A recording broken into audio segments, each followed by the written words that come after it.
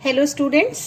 सो आज हमारा जो न्यू टॉपिक है वो है फ्लोटेशन, या फिर आप कह सकते हैं कि mechanical properties of fluids.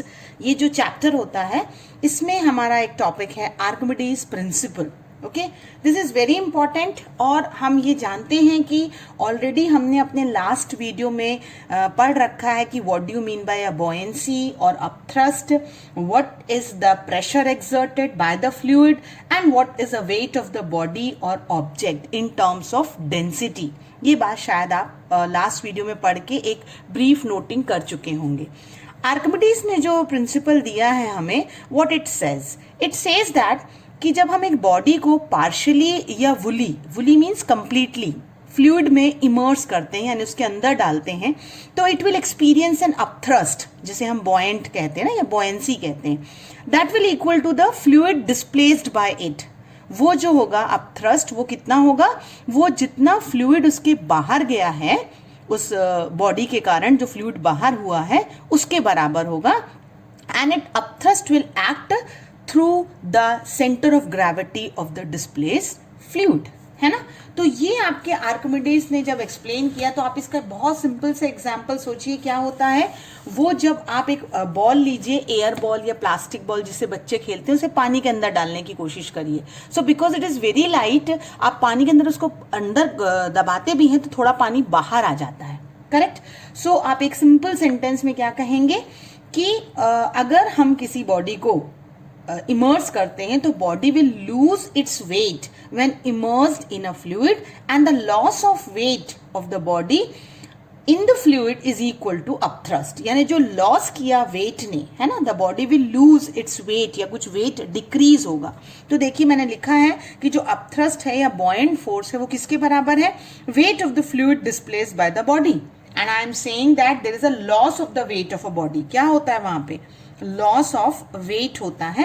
That मतलब wait of a body in air minus weight of the body in fluid. दोनों में जब डिफरेंस निकाला तो क्या हुआ, पानी के कारण जब आपने उसके अंदर किया तो there is a difference in the weight of the body and that is equal to nothing but equal to the buoyant force या अपथ्रस्ट।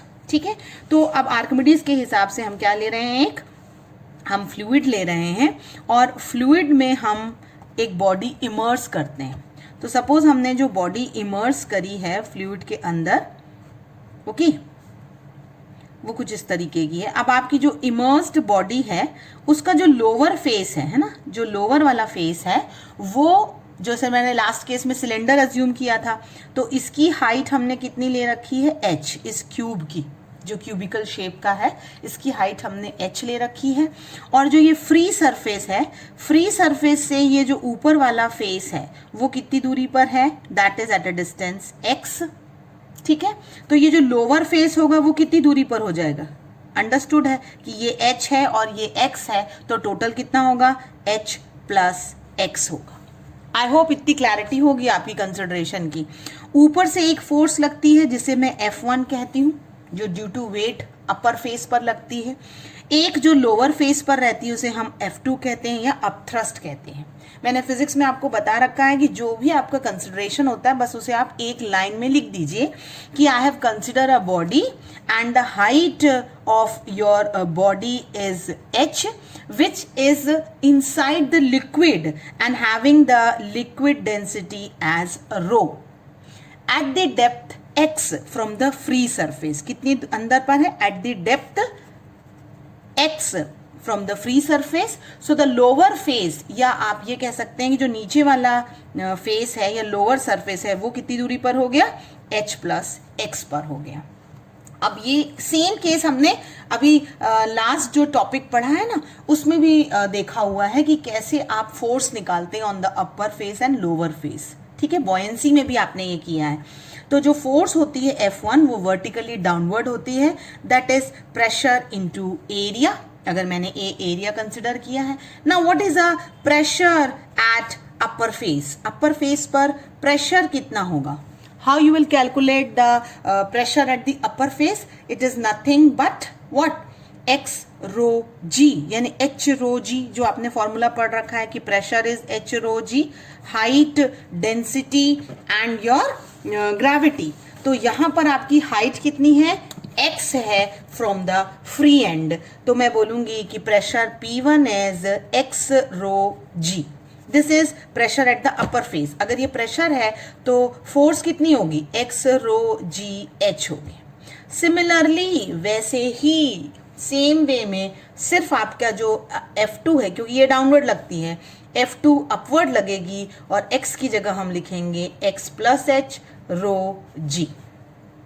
ठीक है, x plus h rho g, sorry ये होगा x rho g a, area, pressure के बाद area. यहां पे हो जाएगा F2 is x plus h rho g and this is upward. यही मैंने आपको लास्ट केस में भी बताया था जब हमने बॉयंसी किया है. सेम आर्किमिडीज ने भी वही चीजें आपको एक्सप्लेन करी हैं. अब जो हमारी नेट रिजल्टेंट फोर्स होती है वो अपवर्ड डायरेक्शन में होती है और नेट रिजल्टेंट फोर्स हो जाएगी F2 माइनस F1. यानी जब मैं इसे सॉल्व करूंगी तो x प्लस h रो जी ए माइनस x रो जी ए. x रो जी ए को मैं कॉमन ले सकती हूँ तो क्या होगा, x plus x minus x and rho g A हो जाएगा. ये x और x आपका कैंसिल हो गया, यानी h रो जी ए बचा आपका फोर्स. करेक्ट, जहां पर हम ये जानते हैं कि mass is nothing but volume into density. Volume into volume into density is your mass. Correct. तो जब आपका वॉल्यूम आप कह रहे हैं, जो मास जो आप कह रहे हैं वॉल्यूम इनटू डेंसिटी है, तो what is volume? Volume is area into height. ये दो फॉर्मूले हमको पूरे समय याद रखना है. तो यहाँ पे जो आपका एरिया इंटू हाइट है, यहाँ कैपिटल ए हमने कंसिडर किया है AH, तो ये एरिया इंटू हाइट आपका हो जाएगा वॉल्यूम इंटू रो इंटू जी. ये आप अपथ्रस्ट लास्ट केस में भी निकाल चुके हैं. तो यहां से क्या मैं वॉल्यूम इंटू डेंसिटी को कह सकती हूं मास, यानी mg. तो क्या पाया आपने ये देखा कि जो अपथ्रस्ट है that is equal to densities of liquid, volume is of the body. तो जैसे ही वॉल्यूम ऑफ द बॉडी नीचे गया, volume of the body is equal to the volume of the liquid displaced. जितने ही आपकी बॉडी अंदर गई उतना पानी बाहर आया, तो ये आपका हुआ वेट. तो इसका मतलब आप डायरेक्ट कह सकते हैं कि जो अपथ्रस्ट है that is nothing but your weight of the liquid displaced. ठीक है, तो ये हमको आर्किमिडीज ने बताया था कि जो अपथ्रस्ट होता है that is nothing but equal to the weight of your body और the liquid which is displaced. अब इसलिए हम कहते हैं कि जो बॉडी वेट होता है वो कम होता है और उसी बॉडी वेट को जो कम होता है उसे हम एपरेंट वेट कहते हैं. ठीक है, तो एक नया वर्ड आया ना आपके लिए, that is called apparent wait. This is a new word. Apparent wait का मतलब क्या हुआ? This apparent weight is nothing but जो आपका एक्चुअल वेट था माइनस जो आपकी बॉयंट फोर्स लगी थी, है ना. जो आपकी ये बॉयंट फोर्स लगी है और एक्चुअल वेट आपका जो माइनस करेंगे तो आपको एपरेंट वेट मिलेगा. अब वेट का फॉर्मूला अभी मैंने आपको बताया, it is nothing but volume, density and gravity. ये किस केस में होगा? ये होगा when you have taken the body of density how much, sigma. यही कंसिडरेशन लास्ट केस में भी था हमारा. और अगर मैं बोलूं कि what is the buoyant force, तो बॉयंट फोर्स जो होता है वो फ्लूइड देता है और फ्लूइड की डेंसिटी हमने कंसिडर कर रखी है रो. तो ये हो जाएगा बॉडी ऑफ योर फ्लूइड. देखिए जो अपथ्रस्ट होता है वो पानी ही देगा ना नीचे से ऊपर की तरफ. तो ये सिग्मा डेंसिटी की बॉडी नीचे आ रही है, इमर्स हो रही है, और रो डेंसिटी उसको अपथ्रस्ट दे रहा है. तो एपरेंट वेट क्या होगा, उसको आप ऐसे भी डिनोट कर सकते हैं. Apparent weight is nothing but actual क्या था माइनस अपथ्रस्ट से माइनस हो गया, there is a loss in the weight. Correct. इसमें आप ये कह सकते हैं कि your what is common, your Vg is common, अंदर आएगा सिग्मा माइनस रो. और अगर मैं दोनों में ये कहूं कि Vg और कॉमन ले लूं सिग्मा, तो क्या बचेगा 1 माइनस रो बाय सिग्मा, क्योंकि सेकेंड टर्म में सिग्मा नहीं है तो मुझे इंट्रोड्यूस करना पड़ेगा. करेक्ट. तो ये मुझे मिला W apparent. And what is this V sigma and G? It is body of the ये sorry it is the weight of the body, यानी एक्चुअल वेट, यानी एपरेंट जो वेट होता है that is your actual weight, bracket में 1 minus density of a fluid minus the density of your body. And this is what Archimedes says कि there is a loss in the weight of body. इस Archimedes के बाद भी आप अगर flotation देखेंगे तो आपको समझ में आएगा.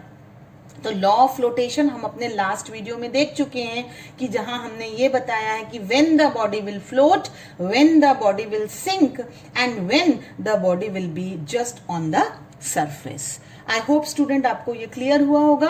अब जो मेरा नेक्स्ट वीडियो होगा उसमें हम कुछ आर्किमिडीज के एप्लीकेशन देखेंगे in a different video, so that आप उसका एक नोट्स अलग से बना सकें. Thank you.